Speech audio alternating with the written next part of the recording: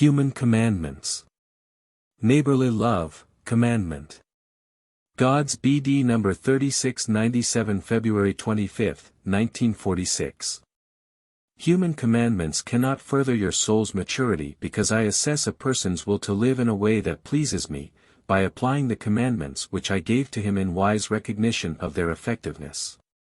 If human commandments conform to my commandment of love, that is, if they merely aim to inspire the human being to love, so that abiding by them will result in the practice of unselfish love for other people, then they also meet my approval, because the working of my Spirit in people who initiated such commandments is evident.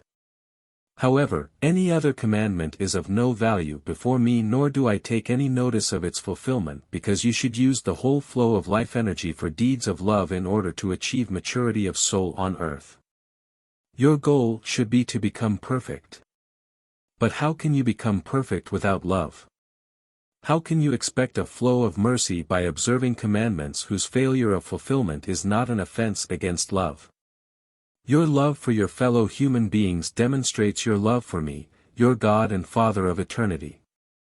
Anyone lacking love for his fellow human beings also lacks the right kind of love for me, which would urge him to do neighborly deeds of love. If you pretend that you, with love for me, observe the commandments which demand various external actions, I will not acknowledge such love, since they are mere formalities which you observe to secure yourselves rewards promised by people. They are not actions of love by which alone you demonstrate your heart's love to me, by which alone you can become blessed.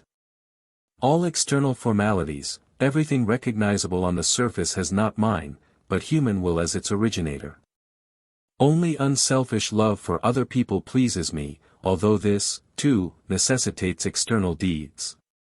I do not expect you to pretend to do something out of love for me if it is not based on my commandment of love. I only want the fulfillment of this commandment and sincere prayer as the expression of a will devoted to me.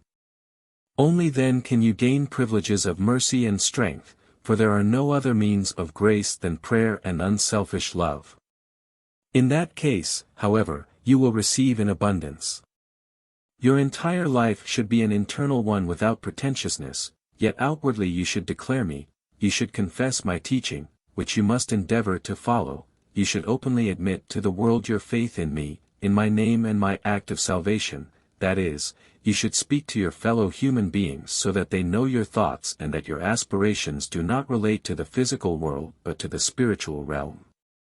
You should prove yourselves as my followers, as my rightful children, whose way of life corresponds to the requirements which I have placed upon you and continue to place upon you with my word, which is transmitted from above to those mediators who shall reveal my will to you.